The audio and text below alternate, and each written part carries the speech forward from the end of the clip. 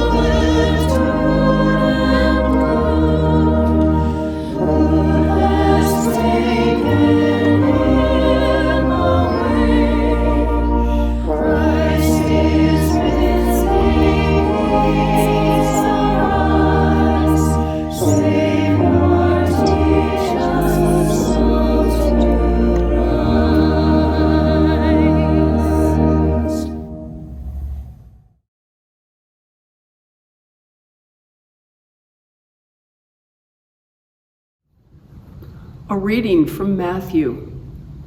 Then Jesus went with them to a place called Gethsemane, and he said to his disciples, "Sit here while I go over there and pray." He took with him Peter and the two sons of Zebedee, and began to be grieved and agitated. Then he said to them, "I am deeply grieved, even to death.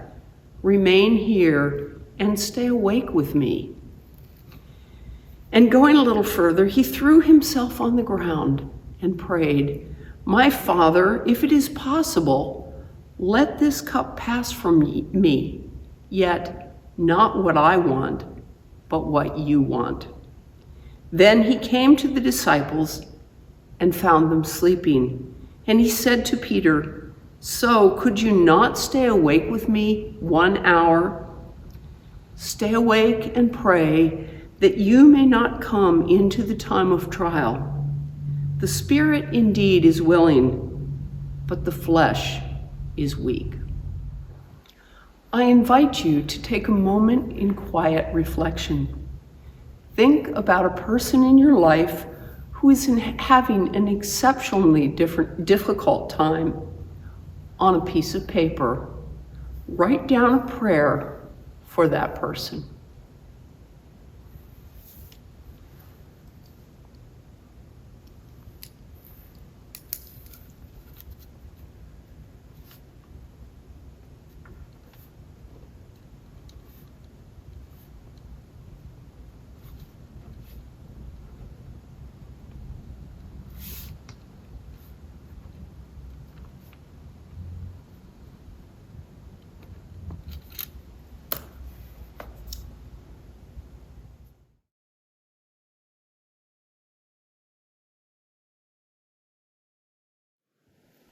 A reading from Mark 14. Immediately, while he was still speaking, Judas, one of the 12, arrived, and with him there was a crowd with swords and clubs from the chief priests, the scribes, and the elders. Now the betrayer had given them a sign, saying, "The one I will kiss is the man. Arrest him and lead him away under guard." So when he came, he went up to him at once and said, "Rabbi," and kissed him. Then they laid hands on him and arrested him. Again and again, we betray one another in God. We confess our part in the fragmentation of the human family, and we lament our brokenness. I invite you to read the prayer you just wrote and then tear it into big pieces.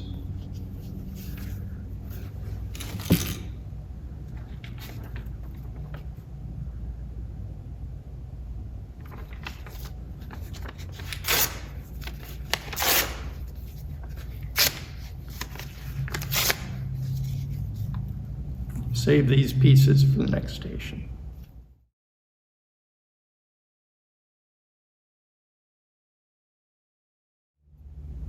A reading from Matthew 26.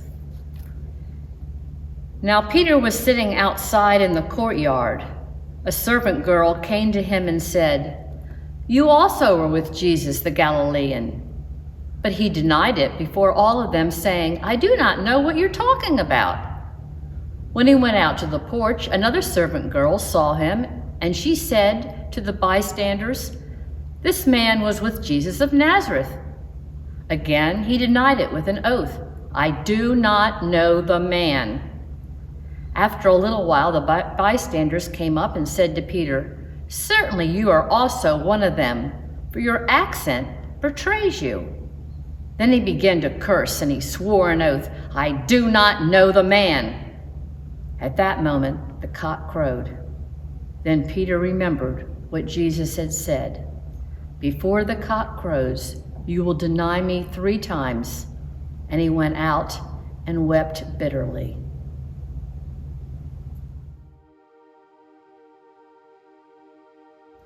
The good that we would do, we do not do.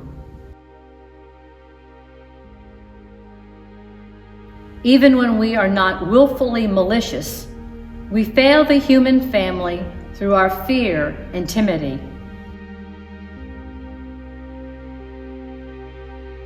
We neglect to stand up for what's right or come to another's aid when they cry out.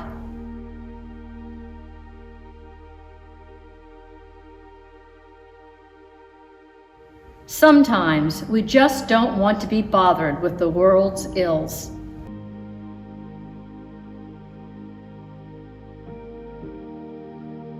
We lament that others suffer when we seek self-preservation.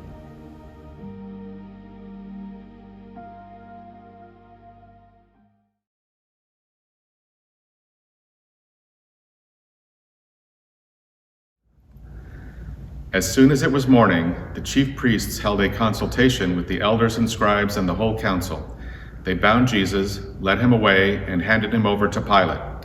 Pilate asked him, "Are you the king of the Jews?" He answered him, "You say so." Then the chief priests accused him of many things. Pilate asked him again, "Have you no answer? See how many charges they bring against you." But Jesus made no further reply, so that Pilate was amazed. So Pilate, wishing to satisfy the crowd, released Barabbas for them, and after flogging Jesus, he handed him over to be crucified. In this station, we lift up our thoughts to the work of the Innocence Project, a non-profit organization working to exonerate the wrongly convicted through DNA testing and reform the criminal justice system to prevent future injustice. Kennedy Brewer was sentenced to death by the state of Mississippi for a murder he did not commit. Though DNA evidence overturned his conviction, prosecutors intended to retry him, and he remained incarcerated for 5 more years before his release. Habib Wahir Abdal served 16 years in prison for a crime he did not commit. He was exonerated after DNA evidence ruled him out as a suspect. 6 years later, he passed away. In 1983, George Allen Jr. was wrongly convicted of capital murder, rape, sodomy, and first-degree burglary. He served 30 years of a 95-year sentence before being exonerated. He died 3 years later. Again and again, our lips and laws bear false witness against our neighbors. Holy One, save us from this appetite for injustice and turn our hearts toward truth.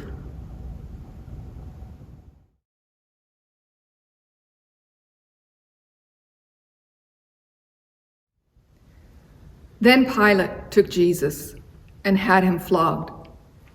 And the soldiers wove a crown of thorns and put it on his head. And they dressed him in a purple robe.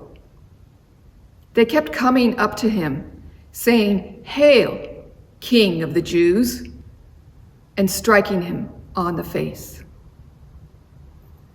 I invite you now to try and reassemble the paper that you tore in the first 2 stations.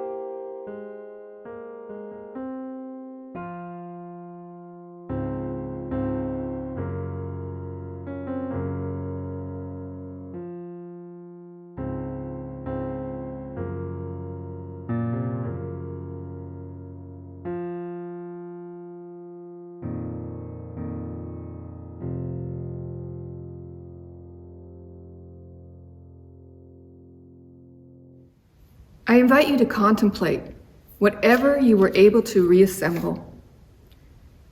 Notice the scarring of the paper where it was torn.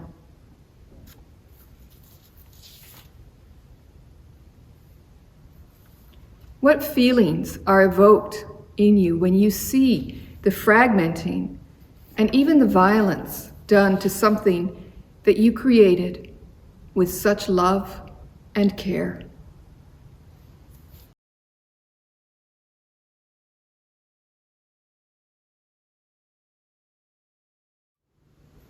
A reading from John. Then he handed him over to them to be crucified.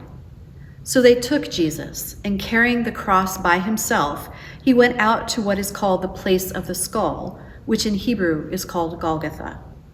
There they crucified him, and with him 2 others, one on either side, with Jesus between them. Pilate also had an inscription written and put on the cross. It read, "Jesus of Nazareth, the King of the Jews." Many of the Jews read this inscription because the place where Jesus was crucified was near the city, and it was written in Hebrew, in Latin, and in Greek. Then the chief priests of the Jews said to Pilate, "Do not write the King of the Jews," but this man said, "I am the King of the Jews." Pilate answered, "I have written what I have written." To me, Jesus means healing and hope. Jesus is my shepherd, who leads me as I make decisions and encourages me to trust in him.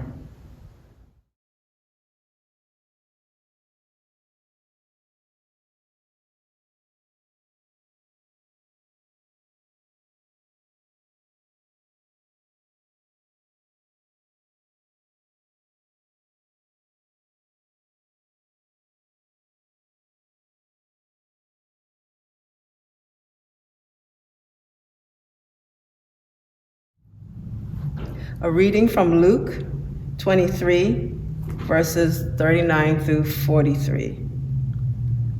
One of the criminals who were hanged there kept deriding him and saying, "Are you not the Messiah? Save yourself and us." But the other rebuked him, saying, "Do you not fear God, since you are under the same sentence of condemnation? And we indeed have been condemned justly, for we are getting what we deserve for our deeds. But this man has done nothing wrong." Then he said, "Jesus, remember me when you come into your kingdom." He replied, "Truly I tell you, today you will be with me in paradise." The last words of the thief on the cross were, "Jesus, remember me." The Texas Department of Criminal Justice records the last words of those facing death by execution. The last words of Justin Hall, executed by the state of Texas on November 6, 2019.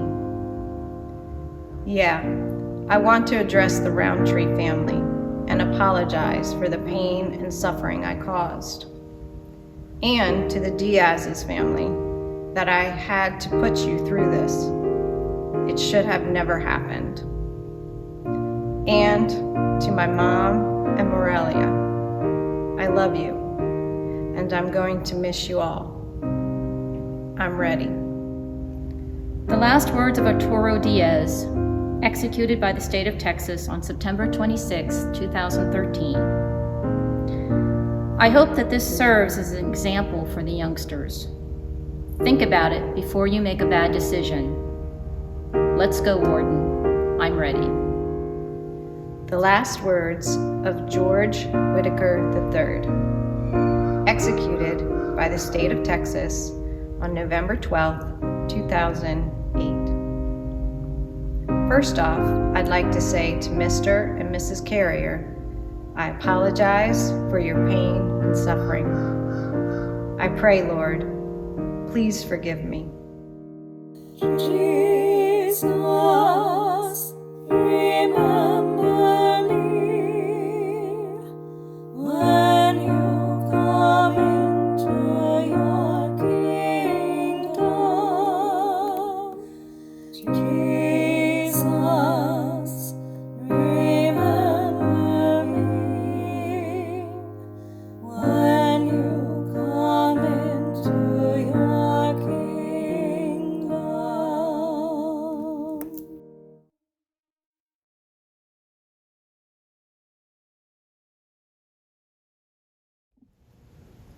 A reading from John.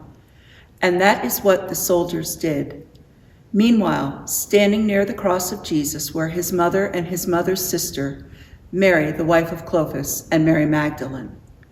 When Jesus saw his mother and the disciple whom he loved standing beside her, he said to his mother, "Woman, here is your son." Then he said to the disciple, "Here is your mother." And from that hour the disciple took her into his own home.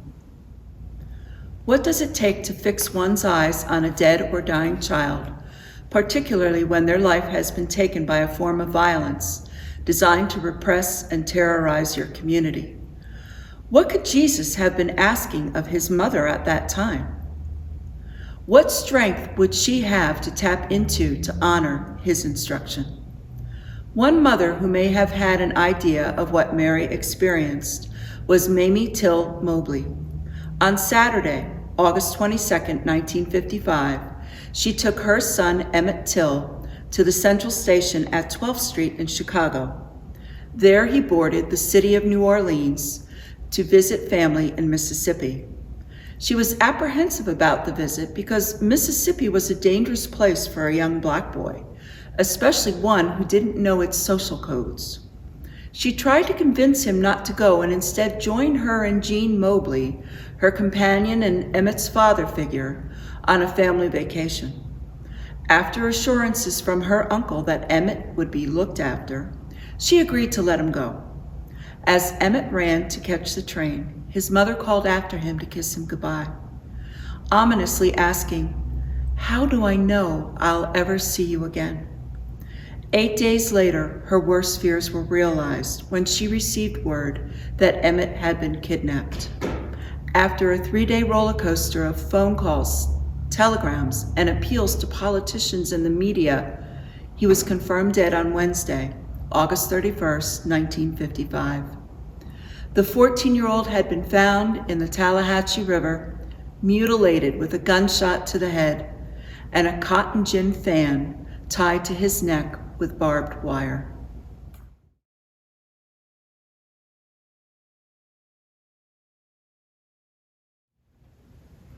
It was now about noon, and darkness came over the whole land until 3 in the afternoon, while the sun's light failed and the curtain of the temple was torn in two. Then Jesus, crying in a loud voice, said, "Father, into your hands I commend my spirit." Having said this, he breathed his last.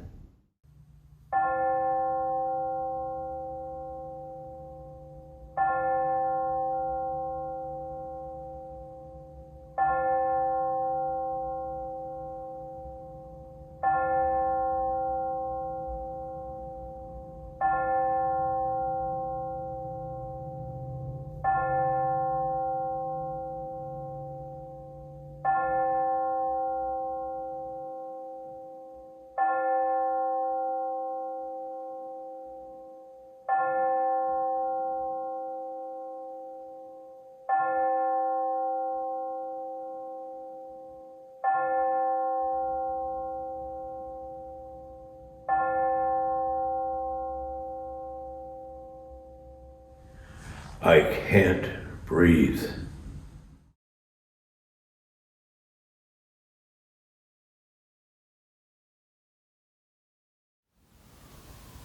A reading from Matthew, from the 27th chapter. When it was evening, there came a rich man from Arimathea named Joseph, who was also a disciple of Jesus. He went to Pilate and asked for the body of Jesus. Then Pilate ordered that it be given to him. So Joseph took the body and wrapped it in a clean linen cloth and laid it in his own new tomb, which he had hewn in the rock. He then rolled a great stone to the door of the tomb and went away. Were you there when they crucified my Lord? Were you there when they crucified, my Lord.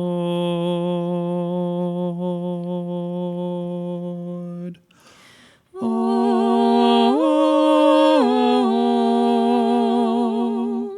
sometimes it causes me to tremble, tremble, tremble. Were you there when they crucified my Lord? Were you there when they nailed him to the tree? When they nailed him to the tree? Were you there when they nailed him to the tree? When they nailed him to the tree? Oh,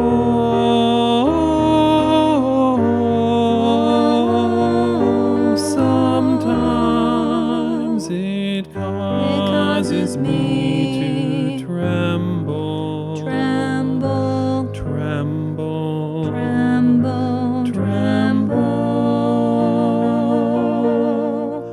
Were you there when they nailed him to the tree, to the tree? When I survey the wondrous cross on which the Prince of